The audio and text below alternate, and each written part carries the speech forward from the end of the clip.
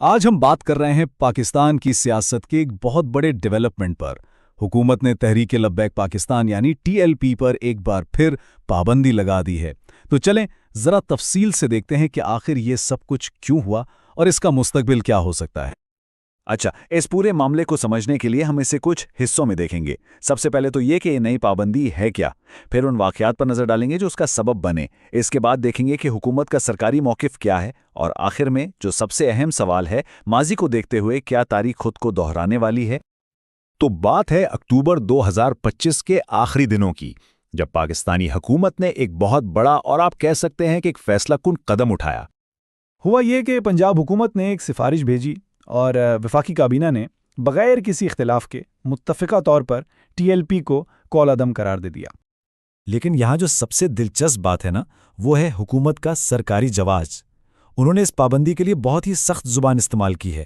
وزارت داخلہ کا کہنا ہے کہ یہ ماننے کی معقول وجوہات ہیں کہ ٹی ایل پی کا تعلق دہشت گردی سے ہے۔ تو سمجھنے کی بات یہ ہے کہ یہ کوئی عام سیاسی پابندی نہیں ہے، اسے باقاعدہ انسداد دہشت گردی ایکٹ 1997 کے تحت لگایا گیا ہے۔ مطلب اسے ایک قومی سلامتی کا معاملہ بنا دیا گیا ہے، جس کے قانونی نتائج بہت سنگین ہوتے ہیں۔ اچھا، تو اب سوال یہ ہے کہ نوبت یہاں تک پہنچی کیسے؟ چلیں دیکھتے ہیں کہ وہ کون سے واقعات تھے جس کی وجہ سے ایک احتجاجی مارچ اچانک قومی سلامتی کا مسئلہ بن گیا۔ یہ ٹائم لائن دیکھیں، اس سے اندازہ ہوتا ہے کہ حالات کتنی تیزی سے خراب ہوئے۔ اکتوبر کے شروع میں غزہ یکجہتی مارچ کا اعلان ہوتا ہے، اور مہینے کے وسط تک لاہور سے صرف 60 کلومیٹر دور مریدکے میں مظاہرین اور پولیس کے درمیان شدید جھڑپیں شروع ہو جاتی ہیں۔ ان جھڑپوں میں پولیس اہلکاروں سمیت کئی جانیں چلی رہیں، اور آخرکار 14 اکتوبر کو سیکیورٹی فورسز نے آپریشن کر کے اس کیمپ کو ختم کر دیا۔ تو جو چیز ایک مارچ کے طور پہ شروع ہوئی تھی، وہ دیکھتے ہی دیکھتے ایک جان لیوا تصادم بن گئی۔ لیکن حکومت کا کہنا ہے کہ یہ پابندی صرف اس ایک مارچ کی وجہ سے نہیں لگائی گئی، بلکہ اس کے پیچھے ایک پورا پیٹرن، ایک پورا طرز عمل ہے۔ حکومت کی طرف سے جو وجوہات بتائی گئی ہیں وہ کافی سنگین ہیں۔ ان کا کہنا ہے کہ ٹی ایل پی کا تعلق دہشت گردی سے ہے، اور صوبائی حکام نے سنگین دہشت گردانہ سرگرمیوں کا بھی ذکر کیا ہے۔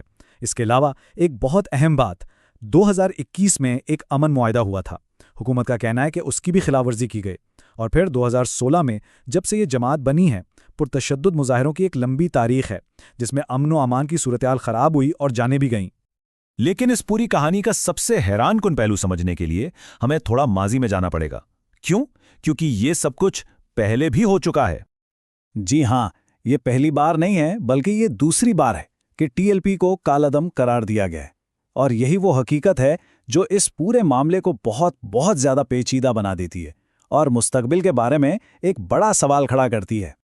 اچھا، اب ذرا ان دونوں پابندیوں کا موازنہ کرتے ہیں۔ دیکھیں، 2021 میں بھی وجہ فرانس کے خلاف پرتشدد مظاہرے تھے، اور 2025 میں بھی وجہ ایک جان لیوا مارچ تھا۔ دونوں بار پولیس اہلکار ہلاک ہوئے، لیکن ایک بہت بڑا فرق ہے۔ 2021 میں پابندی لگی اور پھر ایک معاہدے کے بعد نومبر میں ختم بھی ہو گئی، رہنما اور کارکن رہا ہو گئے۔ لیکن اس بار حکومت کا کہنا ہے کہ ان کا مقصد ایک مستقل پابندی ہے۔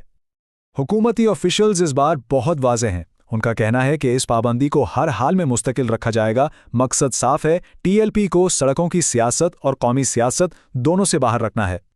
تو آخر میں ہم اسی بڑے سوال پر آ کر رک جاتے ہیں، کیا یہ پابندی واقعی مستقل رہے گی، یا پھر ایک بار پھر تاریخ خود کو دہرائے گی؟ کیا حکومت وہ سیاسی عزم دکھا پائے گی جو 2021 میں نظر نہیں آیا تھا؟ اس سوال کا جواب جو بھی ہو، وہ پاکستان کی سیاست کے مستقبل پر بہت گہرا اثر ڈالے گا۔